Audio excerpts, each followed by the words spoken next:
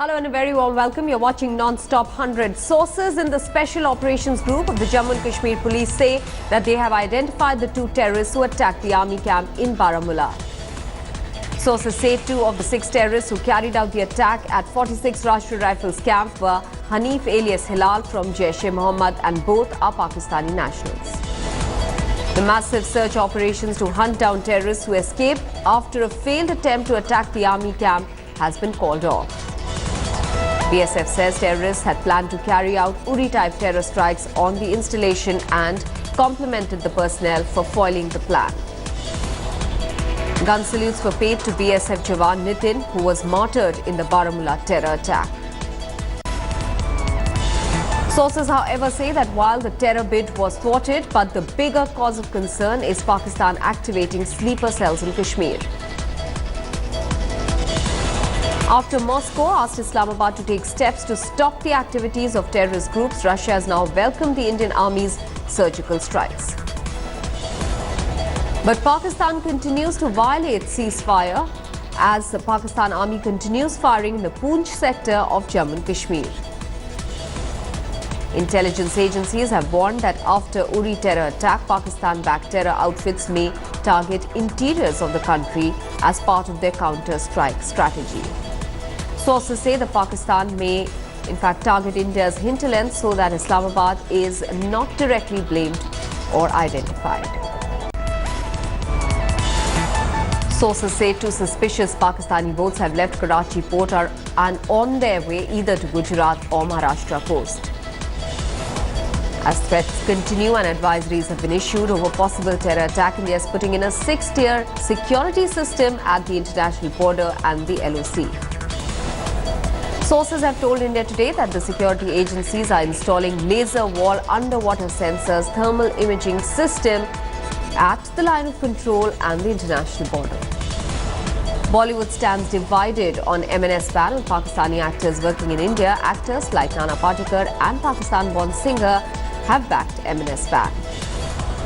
Meanwhile, Salman's father, writer Salim Khan, resorted to a series of sarcastic tweets and hit out at the media and political leaders who were against Pakistani artists.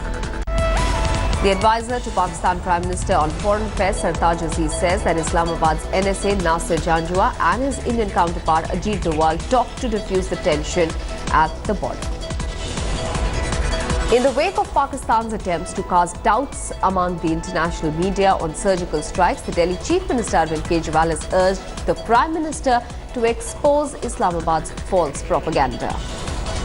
The India-Pakistan tensions have spilled over to the cyberspace, with hackers believed to be from Pakistan defacing the website of the National Green Tribunal. As unrest continues in the Kashmir Valley, Home Minister Rajnath Singh will receive suggestions from a cross-section of people as he tours Kargil today.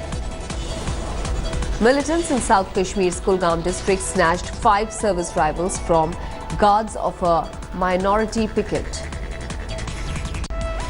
National Security Advisor Ajit Doval met the new Chinese envoy in Delhi. This after China again stalled India's move to get Pakistan-based Jaish-e-Mohammed chief Masood Azhar listed as a terrorist by the UN. Rahul Gandhi launched a fresh attack on Prime Minister Modi during his UP campaign. The Congress Vice President said that Modi can be seen taking selfies with Amitabh Bachchan and Obama, but never with a farmer. The Supreme Court has allowed the destruction of 550 tons of Maggi noodles lying across 39 different locations in India. As many as 10 more infants died of Japanese encephalitis in a week in Malkangiri district in Orissa. 7 Maoist rebels surrendered in Vishakhapatnam in Andhra. One of the Maoists carried a bounty of 1 lakh rupees on his head. Some minor relief for Uttar Pradesh politician DP Yadav's son Vikas Yadav, as the Supreme Court commuted his sentence from 30 years to 25 years in prison. Taking so more cognizance, the Supreme Court has imposed a fine of 25,000 rupees on AAP government for not filing proper response in a case relating to dengue and chikungunya outbreak. Meanwhile, the number of chikungunya cases in the national capital has crossed the 5,000 mark. The police have busted one of the biggest online gambling rackets and arrested at least 28 people from northeast Delhi. Armed robbers stole 10 lakh rupees of cash from a trader in Ghaziabad in broad daylight. The Haji Ali Dargah Trust moved the Supreme Court challenging the Bombay High Court order lifting the ban on women from entering the Sanctum Sanctorum. Alleging that former Deputy Chief Minister Chhagan Bhujbal is being unfairly targeted in order to finish off OBC leadership, more than 5 lakh people from the community took to the streets in Nashik. The BMC, which is headed for elections in February, announced a demarcation and reservation for its 227 wards. Alleging that the Shiv Sena does not wholeheartedly support the Maratha reservation, former Chief Minister Narayan Rane claimed that the support came only after several MPs and MLAs threatened to quit the party. At least 9 people were reported dead in Marathwada as the threatening monsoon triggered a flash flood there. 2 teenagers drowned in a quarry filled with rainwater while taking selfies in Hyderabad. A little girl became the victim of drunk driving in Hyderabad when 2 students driving a car hit a mother-daughter duo. Panic triggered in busy Himayatnagar market in Hyderabad after a man brandished a gun in public during an altercation. Andhra Pradesh has become the first state to declare the urban areas of open defecation free on the 2nd anniversary of Swachh Bharat mission. The Andhra Secretariat has begun functioning from the interim government complex that came up in Amravati. Hours after the Supreme Court asked Karnataka to show some bona fide by obeying the orders in the Kaveri water dispute, the Karnataka government agreed to release the Kaveri water to Tamil Nadu. Earlier, the Karnataka legislature had passed a resolution for releasing water to the farmers for their standing crops. To overcome the shortage of teachers in the state government schools, the Department of Public Instruction is introducing mobile teachers for emergency situations. The demand for additional coaches in metro trains to cope with the rush is set to be met soon. The Bangalore Metro Rail Corporation invited international bidders for the same. The 400-year-old tradition of Mysore Vadiyars came alive with Yaduveer ascending the golden throne at a private darbar in Mysore Palace. Doctors at the Apollo Hospital say the Chief Minister of the state, Jaitley, is on respiratory support and her condition continues to improve. Earlier, a doctor from the UK joined the team of other doctors. Former Chief Justice of India, Markandeya Katju, has condemned DMK Chief Karunanidhi for asking about photographic evidence about Jayalalitha's health. A PIL was filed in the Madras High Court seeking a detailed report from the government on the health condition of Jayalalitha. A pro-Hindu group has released a book which reportedly hails the killer of Father of Nation, Mahatma Gandhi. A court in Trichy permitted the police to take alleged serial killer Sapani into 3 more days of custody. The 6 accused who were arrested on Sunday for their alleged links to ISIS were produced before an NIA court in Kochi. The state opposition has accused the government of irregularities in its agreement with self-financing medical colleges in the state. The opposition walked out of the assembly after a discussion called by the speaker failed. A hunger strike called by UDF MLAs protesting against the government's agreement with self-financing colleges continues for the 8th day. Chief Minister Pinarayi Vijayan's economic advisor Geeta Gopinath has arrived in the state and held meetings with the Chief Minister and other top officials. Kerala Blasters team has arrived for their first home match in ICL Season 3 in Kochi. A retired engineer in the capital city stabbed his mate to death. The man went to a local police station and confessed to his crime. In yet another case of man versus nature, a wild elephant mowed down a man in the forest area in Birbhum. More than 250 people, including several children, fell sick after having dinner at a wedding ceremony in South 24 Parganas.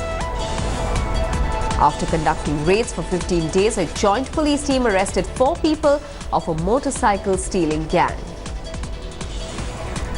A TMC worker was brutally beaten up by 6 of his party workers in Bardhawan. Colombians have rejected a peace deal to end 52 years of war with FARC guerrillas. The referendum has thrown the country into confusion about its future. The Red Cross says hundreds have been killed in North Korea after flash floods hit the country this year. Afghan forces got ready to defend Kunduz after Taliban fighters attacked the northern Afghan city overnight. St. Louis police shot and wounded a 14-year-old boy who fired at officers first. Police say the black teenager fired one shot at police before the police returned fire. Brazilian political parties implicated in a massive corruption scandal, including that of President, suffered a major setback in the municipal elections that put right-leaning candidates ahead in key cities. Pope Francis visited the Church of the Assumption in the Georgian capital, Tbilisi. Francis met with priests, religious men and women and called for Christian unity. Turkish President Tayyip Erdogan has criticized the European Union, saying that the bloc had failed to fulfill its pledge to provide €3 billion for aid to migrants as part of a landmark deal. A Russian military court has started the trial of 5 people accused of carrying out the murder of leading Russian opposition figure Boris Nemtsov. Hurricane Matthews edged closer to Haiti, bringing winds and torrential rains that could wreak havoc in the Caribbean nation. Greek police fired tear gas to control a demonstration of pensioners protesting over cutbacks to their benefits. Japan's Yoshinori Oshumi won the 2016 Nobel Prize for Medicine for groundbreaking experiments with yeast, which exposed a key mechanism in the body's defenses. Hundreds turned out for the annual Pumpkin Festival in Northern California, where the autumnal fruit was celebrated with exhibits and a contest. The Albuquerque International Balloon Fiesta wowed crowds for a second day in New Mexico to the delight of thousands of spectators.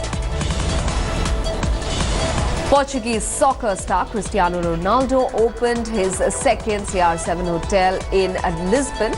The 82-room hotel is the second of the 4 that are part of the joint venture. Stella McCartney wiped the serious pout of Fashion Week's face with a lively tribute to fun and wearable clothes.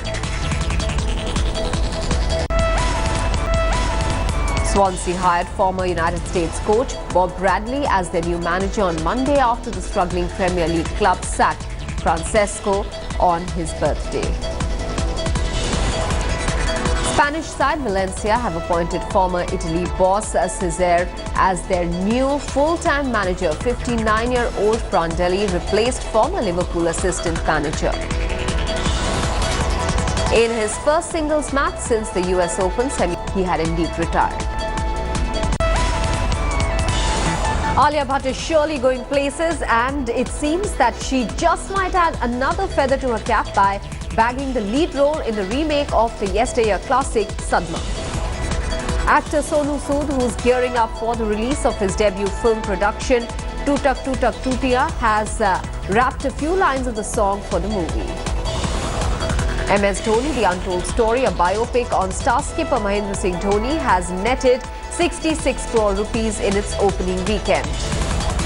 Tiger Shroff, who's currently shooting for director Shabir Khan's Munna Michael, has paid tribute to the late king of pop, Michael Jackson. Ritesh Deshmukh, who will be seen co-hosting Yaron Ki Barat, had a fanboy moment when megastar Amitabh Bachchan and Shatrughan Sinha appeared on the upcoming TV show. Singer Demi Lovato has blamed paparazzi for making her feel trapped during her stay in Turkey. Sources say actor Brad Pitt is still totally crushed from the series of events that have unfolded since actress Angelina Jolie filed for divorce.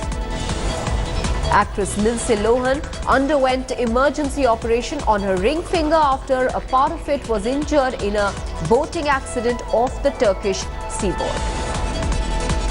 Private photographs of supermodel Kate Moss got leaked online after a hacker reportedly broke into her sister's Facebook account. Reality TV star Kim Kardashian, who was attending Paris Fashion Week, was robbed of jewellery worth €6 million and more at gunpoint. Details of Google's Pixel smartphones have been leaked a day before the official unveiling. This was after Carphone Warehouse leaked promotional content. Facebook launched Messenger Lite, which is a stripped-down version of its popular Messenger app. Toyota Motors has unveiled a doe-eyed palm-sized robot, which the firm is calling Kirobo Mini. Ahead of the festive season, domestic smartphone market, Carbon Mobiles launched 2 new smartphones in India. Casio has launched 2 lamp-free projectors with TCO certification that reduces the power consumption by about 50%.